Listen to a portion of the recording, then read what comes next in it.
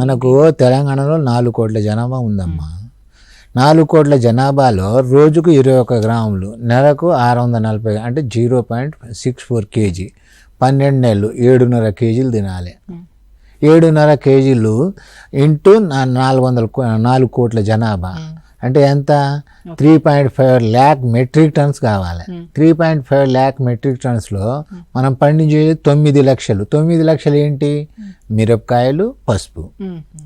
ఎక్కువ ఎండు మిరపకాయలు పండిస్తున్నాం, పసుపు ఒకటి పండిస్తున్నాం, అక్కడక్కడ కొద్దిగా అల్లం పండిస్తున్నాం, అక్కడక్కడ ధనియాలు పండిస్తున్నాం, కొత్తిమీర, దానే ధనియాలు. ఎర్లీ స్టేజ్లో తీసుకుంటే కొత్తిమీర అంటాము, తర్వాత తీసుకుంటే ధనియాలు. మనం ఈ పండించే ఇవి. మనకు కొరత ఏమేమి ఉన్నాయి? జీలకర్ర కొరత ఉంది, సోంపు కొరత ఉంది, వామ కొరత ఉంది, ఎల్లిపాయ కొరత ఉంది, అల్లం కొరత ఉంది. ఎక్కడ వేస్తున్నాం? ఎల్లిపాయ గుండెపోటుకు నివారిస్తుంది, అల్లం కడుపు ఉబ్బరాన్ని తగ్గిస్తుంది. మనం దాని ప్రాముఖ్యత మనం గ్రహించట్లే.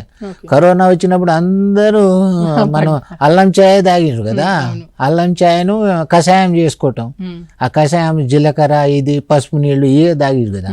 చాలామంది దాని నుంచే కోలుకున్నారు. ఈ మన ఆయుర్వేదిక మెడిసిన్స్లో ఇవన్నీ వాడి లక్షల మంది కోలుకున్నారు కరోనా టైంలో.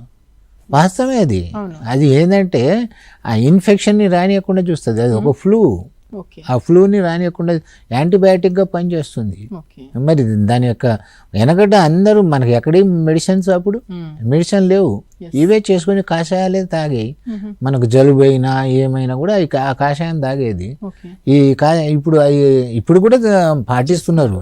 మన కరోనా అప్పుడు అల్లం తినేది ఆక్సిజన్ లెవెల్ పడిపోతుంది అన్నారు. అల్లం తినేది ఆక్సిజన్ లెవెల్ పడిపోతుంది అన్నారు. మరి ఈ ఉద్యాన పంటలు ఇది కూడా భాగమే. మనం ఇంతకుముందు మాట్లాడుకున్నాం పోయినసారి ప్రోగ్రాంలో. ఉద్యాన పంటలు అవసరాలు ఏంటి?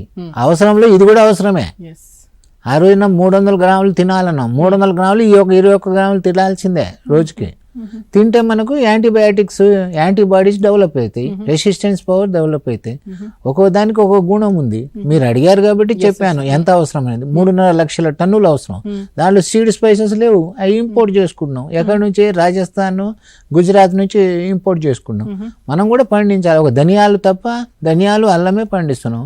వామ పండియట్లేదు, జీలకర్ర పండియట్లేదు, ఆవాలు పండియట్లేదు, తర్వాత మనం ఇది సోంపు పండియట్లేదు, మెంతులు వల్ల కూడా షుగర్ తగ్గుతుంది. కానీ నైట్ నానబెట్టుకొని పొద్దున్న తింటే షుగర్ లెవెల్స్ తగ్గుతున్నాయి కదా.